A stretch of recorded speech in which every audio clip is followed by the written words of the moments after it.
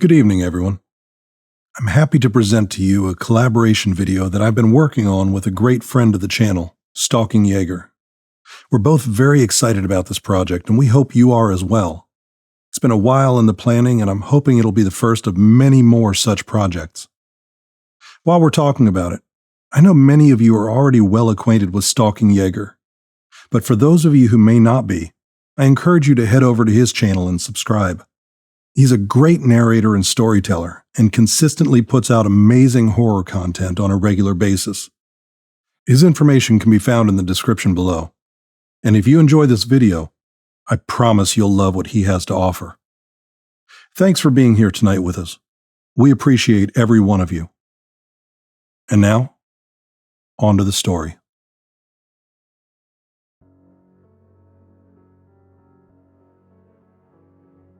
We found an abandoned fire lookout tower. Something terrible lives there still. By DarkNightTales. Are you sure about this? I asked Sean for what seemed like the 10th time in the last 2 hours we'd been hiking the overgrown trail. The sun was high overhead, filtering through the shady canopy in flares of light as the trees moved with the blowing of the cool breeze. For a late March afternoon, the weather was nearly perfect. Crisp and clear, but still warm enough that we'd been able to stow our heavier jackets and trade them out for light windbreakers. We've been walking a while and haven't seen anything yet. Sean paused a moment ahead of me, scratching idly at his leg while he checked his GPS. Yeah, we're almost there. Just a little further, he said with a knowing grin. He knew that I hadn't been as keen as he was about going off-plan for his little side excursion. But I also knew there was no way I was going to be able to dissuade him. He had that same look in his eyes that he always got when he'd set his mind to something. I took a bearing when I saw it, and we've been staying on course. Shouldn't be much longer. We've been going uphill for a while now, and the trees are starting to thin a bit. We should be close. We'd been hiking through Glacier National Park on our annual outing, a tradition we'd kept every year since we left college and went our separate ways. In that time, I married and started a family, and Sean continued the whole bohemian wanderlust thing he'd been drawn toward for as long as we'd known each other. Every month or two, he'd send me a postcard from some new exotic location he'd visited, and I'd been keeping tabs on his adventures via his social media posts. 2 months prior, he'd hiked through Nepal and visited Everest Base Camp, while I stood in a cramped conference center amidst an insipid sea of other boring monochrome colleagues at yet another in an endless line of pointless trade shows. Our connection was slowly but surely fading, though. As he spent his days drifting from place to place, picking up whatever odd jobs he could to supplement his income, I was focused on my family and the white-collar career that I'd built to provide for them.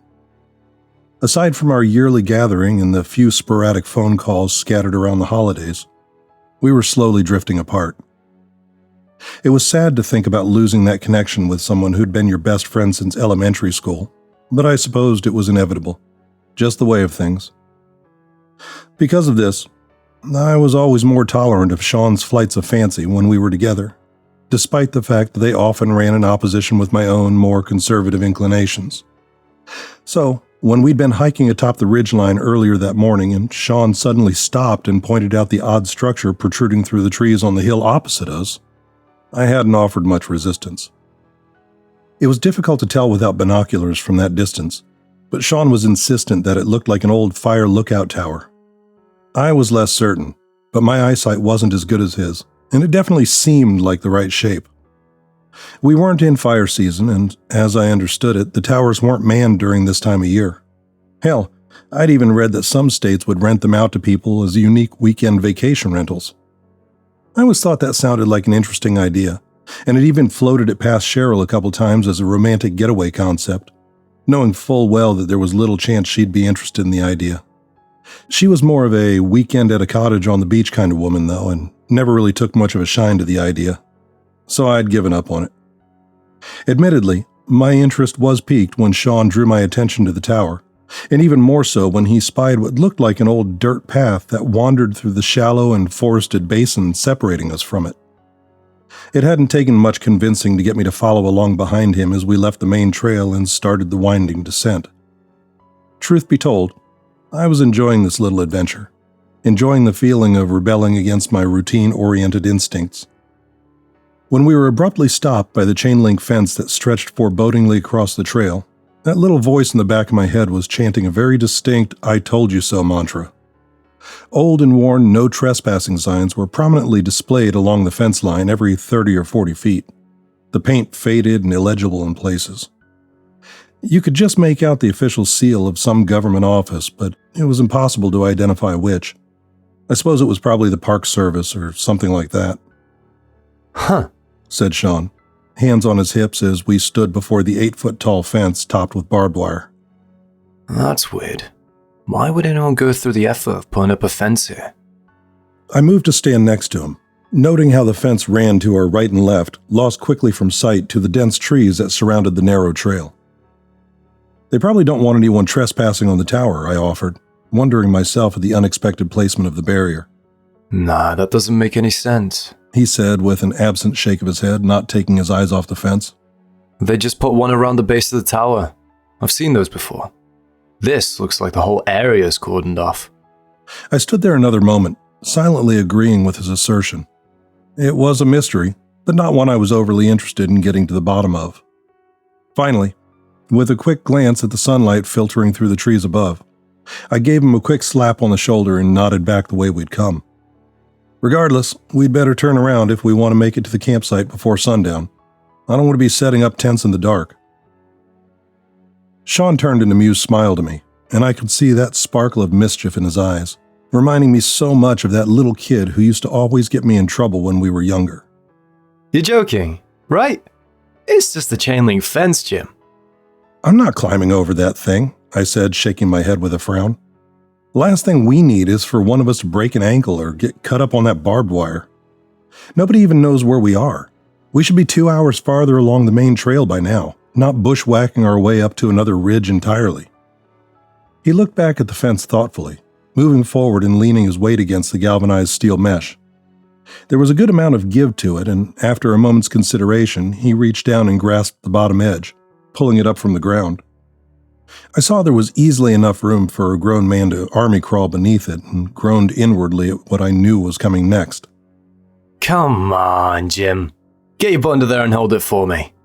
We're almost there. There's no sense in turning back now, he goaded with that same mischievous grin. I gave a resigned sigh, unslung my backpack from my shoulders, and shoved it under the fence, following behind it on the hard-packed trail, grimacing at the stones that dug into my elbows and chest as I went. When I reached the other side, I held the mesh up for my friend, and a few moments later we both stood on the inside, re-securing our backpacks. Sean nodded past me, and I turned to look at the path that continued up the gentle incline. Through the breaks in the trees ahead, I could just make out the straight lines of a man-made structure. Without another word, we struck off again, Sean in the lead and I following along behind, adjusting my heavy backpack as I went. The air, though still cool and breezy, now seemed to have an odd feeling to it, as if something had changed slightly with our trespassing. The sounds of the forest seemed somehow subdued, and the sunlight didn't quite feel as penetrating or warm as it made its way through the canopy overhead. As we walked, I wondered if we were going to have to backtrack all the way back to the main trail in order to make for the campsite we'd registered with the ranger station, or if there was perhaps a shortcut we could take from here that would still allow us to reach the campsite before we lost the light of the day. 10 minutes later, we emerged from the tree line into a wide and heavily overgrown clearing, underbrush, tall grass, and vines choking the ground as we proceeded, threatening to trip us with each step. In the center of the clearing stood the subject of our quest, the lookout tower. Rising 80 feet or more above the ground, the timber-framed tower looked old and disused, covered in a blanket of creeper vines and gray-green moss that rose halfway up its height. At the top sat a window-lined shack, surrounded by a narrow walkway with wooden rails that appeared questionable in their integrity, at least from this distance. A metal staircase wound its way up and around the tower, rising higher and higher and ending in what appeared to be a trap door in the catwalk far above. At the base of the tower stood a small cabin, not much larger than the shack that was perched atop the aging structure. A slack electric line swayed loosely in the breeze, running from the tower to what I assumed was a generator housed in a small shed behind the cabin. The cabin's door was closed and locked from the outside by a rusty padlock securing an equally rusty latch, though it looked like the hardware had been indifferently affixed to the frame and door with cheap wood screws, and the shackle appeared to be barely hanging onto the doorframe.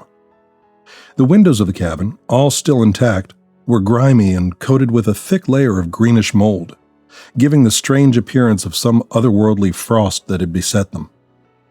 The roof and walls of the cabin were covered in those same lush green creeper vines that rose partway up the tower, and the whole area gave me the sense that the location had been abandoned for many years. Despite my initial misgivings, I couldn't deny the sense of adventure and discovery I now felt, as if we were some early 20th century explorers and we'd just discovered an ancient, treasure-filled temple buried in the heart of the Amazon. I grinned as the theme from Raiders floated through my thoughts. Sean gave a hoot of surprise, and I walked over to where he stood, looking at an old Jeep that had been parked next to the cabin and left to the ravages of nature as it slowly reclaimed the whole area. Oh man, I can't believe they just left this here, he said, trying to get a good look at the vehicle. The rusted metal and flat tires made it look like it had been here for 50 years or more, but I recognized the body style as one of the newer generations. I estimated that it couldn't have been more than 5 or 10 years old at the most. I guess leaving a vehicle out here to the elements really does a number on it before too long, I said, trying to get a look in through the mold-frosted windshield. Unfortunately, all I could make out were the shadowed silhouettes of the seats within. Too bad. It was probably pretty nice when it was in good shape.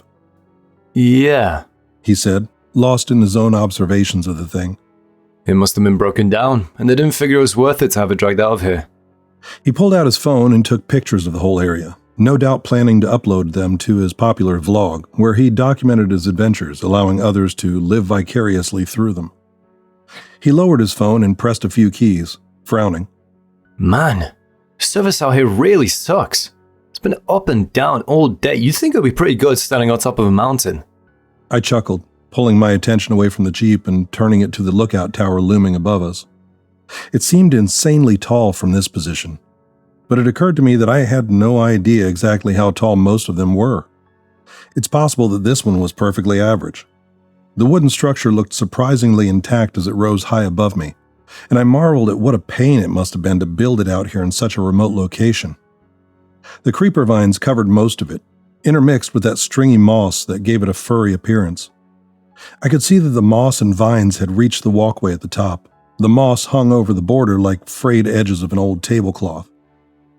Again, I wondered idly how long this thing had sat derelict, forgotten by the agency that had built it and manned it. It was almost sad in a way. It was likely this tower and the cabin nearby had been the home of the rangers stationed here for quite a while. At one point, the whole clearing would have been neatly cut back and maintained, and the tower and cabin kept clear of the encroaching vegetation. It was equally likely that the cabin had also served as a sort of substation for the rangers, where hikers and campers would pass through sometimes and check in or ask directions. Now it sat silently, forgotten and left to die in this sea of trees, long abandoned by those who had built it and kept it company. A wave of motion swept across the creepers above me, a breeze too high for me to feel, sending the ivy-like leaves to move in patterns very reminiscent of ocean waves. The hollow echo of boots on metal drew my attention, and I looked over to see Sean mounting the blanketed staircase. "What are you doing?" I asked. He just grinned and waved me over. Come on, Jim. Let's take a look upstairs. It's gotta be a hell of a view. Before I could protest, he was climbing the steel tread stairs, hand lightly gliding atop the tubular railing as he went.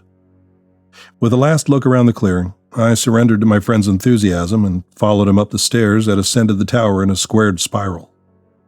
Although the voice in the back of my mind warned of the obvious dangers of decayed timber and rusted metal, it was quickly overridden as I rose above the ground, my footfalls a muted ringing that seemed too loud in the quiet that had at some point settled over the forest around us. Up and up I climbed, the forest floor falling away below me as we approached the soaring canopy of the old trees. Looking down, I paused a moment, marveling at how small the ranger station seemed now, roughly centered in the broad clearing. I could see the vine-covered Jeep on the side of the small building and the generator shack behind it. Turning away, I watched as Sean disappeared around the corner above and ahead of me, continuing his climb. I followed, quickening my pace to join my friend. We broke free of the treetops a few flights before we reached the catwalk of the lookout shack, and I had to stop again and stand in awe at the view that stretched out in all directions around us. The forests that covered the hills and valleys seemed almost like we were in the middle of some great green sea, surrounded by the frozen crests and troughs of its immense swells. A cool wind found us now and tugged at my hair and nylon windbreaker, trying to chase away the sudden warmth of the midday sun that now had an unobstructed path to us. I looked downward, my eyes following the lines of the tower structure as it dropped away through the trees and into the heavily shadowed forest below. Even though we'd only just been there, it felt distant somehow, slightly unsettling and much darker than it had previously seemed. Now that we stood in the afternoon sun, the clearing below was a sharp contrast, lush and alive, but also hidden and in some way secretive. Jim, up here, called Sean, and I quickly jogged up the last few flights of stairs to join him atop the tower catwalk, where he had dropped his pack and now leaned against the waist-high wooden railing that bordered it. He was lost in the moment, the sun shining on his face as he gazed with a childlike wonder at the vista stretching out before us. A fleeting moment of unease almost caused me to chastise him for trusting his life with what was probably not the most reliable of structures. But I knew it wouldn't do any good. So instead, I set my own backpack next to his, against the wall of the shack, and stood next to him. Man, this is an incredible view, he said. I just nodded. We stood there for another moment before he straightened and walked around the corner of the window-lined shack, looking for the door. I followed, trying to peer through the glass as we went, but that same mold or mildew that we found on the cabin windows below also clouded these, obscuring any detail within. He found the door, and I was mildly surprised to find that the creeper vines and moss had managed to climb this high, out of the shadowed forest to take hold even up here, though they seemed a little grayer and less insistent on their grasp, and I didn't think they fared very well in direct sunlight. Even so, they had tangled in the door, and Sean had to lean his weight into it and push hard to swing it inward, tearing and snapping the vines away as he did so. We stepped through the threshold into what felt almost like we were stepping into a greenhouse, much of the interior walls and surfaces having surrendered to the encroachment of the vegetation. Along one wall was a small cot, the mattress and sheets torn and decayed and stained green with mold. A small writing desk occupied the opposite wall, and a square wooden table stood sentry in the center of the room, covered in the deteriorated remains of notebooks and loose pages. The air in the shack was strangely humid and close, and the heavy sense of nature filled my every breath. The calm serenity I often associated with it now oddly absent. The light of the afternoon sun struggled to penetrate the clouded windows and instead cast a greenish tint to even those surfaces not already covered by vegetation. The corner of the room nearest the cot was a tangle of leaves and vines that formed a small mound, likely where the vines received the least amount of direct sunlight and allowed them to flourish. I became aware that I'd been unconsciously holding my breath for a moment, still standing just inside the doorway, and felt a quiet warning at the back of my mind, an uncomfortable sensation that urged me to leave the tower and get back to the main trail. It was then that I realized how much time we'd spent in our unplanned exploration, and how the sun had continued its descent towards the western horizon. This early in the year, we probably only had a couple of hours of good daylight left, and a quick mental calculation told me that it was unlikely we'd make it to our prearranged campsite before full dark, even if we were fortunate enough to find some sort of shortcut from here. I cursed under my breath, aware that we'd likely be stumbling through the dark on the trail and forced to try to find a suitable area to set camp for the night. "Okay, Sean, time to go," I said, stepping back out of the doorway and onto the catwalk. "We need to get back to the main trail, post-haste. As it is, we're going to be hiking in the dark for a bit." I walked around and picked up my pack, noting with mild surprise that some of the vines had already managed to attach themselves to it, clinging to the fabric as I pulled it away. I looked through the open trapdoor in the catwalk at the dizzying view to the ground below, the muted greens of the vines obscuring most of the steps and causing them to blend into the background beyond, giving the disquieting illusion that they had somehow vanished, and I was staring at an 80-foot free fall. It was strange, but I could no longer clearly discern any of the metal steps through the blanket of creepers. Of course, with the light beginning to fade, most of the tower was cast in growing shadows, and I wrote it off as an optical illusion. "Sean?" I called back over my shoulder. When I didn't get a reply, I shook my head and ducked back into the doorway, finding my friend standing at the central table and leafing through a notebook he'd found. He looked up at my arrival, an unreadable expression on his face as he nodded at the handwritten pages. I found a logbook left by the ranger. Check it out. It's strange, though. "Come on, Sean. Take it with you and you can read it later. We need to get going," I said, not bothering to keep the frustration from edging my tone. Hang on a sec, Jim, he said, turning his attention back to the weathered pages. These pages are dated from October of last year. This thing's only 5 months old. "That can't be right. It's obviously just a mistake," I said, growing more impatient. "This place has been abandoned for years. Let's go." Just listen a second, he snapped, and the insistence in his voice quelled my growing irritation. When I fell quiet, he started reading aloud. October 15th. After 2 days of my new posting, I'm starting to feel a little uncomfortable out here. I can't really put my finger on it, but it feels like there's something here with me. It's like I'm never alone, no matter where I am or what I'm doing. Not sure what to make of it. The weirdest thing is the lack of animal life around here. It's like they avoid this area for some reason. It's damned eerie. October 16th. Spent all day cutting back the vines from the tower and station. I'm going to need to see if I can get some sort of herbicide to keep them in check. Last night the generator cut out and I discovered that the filter and carburetor were completely blocked up by the moss. It took me nearly an hour to clear them and get it running again. Nobody told me that most of my duties here would be as a landscaper, or I'd have brought my floppy hat and gardening gloves with me. October 18th. I'm not sure what's going on. I know I heard some weird rumors about this place before I accepted the posting, but they all sounded like BS to me. Now I'm not so sure. The generator is going down again and I've decided to stay in the lookout tower tonight. Tomorrow I'll need to figure out my next move for sure, but I'm done here. They'll need to just find someone else to man the station. What the hell is going on out here? Sean stopped reading and looked up at me, his face a mask of confusion in the slowly waning light of the afternoon. "What else does it say?" I asked, now very interested in the logbook for some reason. He looked up at me and shrugged. Nothing. That's the last entry. You must have bucked it out of here the next day. "Yeah," I said, "but if this ranger was so gung-ho on getting out of here, why did he leave his Jeep? You can't tell me he decided to just hike out of here." A disturbing thought struck me at that moment, and my eyes wandered hesitantly to the mound of vegetation in the corner of the room, which I now recognized to be unusually large and strangely formed, as if concealing something. "You don't think," I said, my words trailing off. No way, Sean said lowly in disbelief, dropping the logbook to the table and moving cautiously to the shadowed corner near the cot, eyes fixed on the mass of vines and ivy. "Sean," I started, some unarticulated warning creeping into my tone.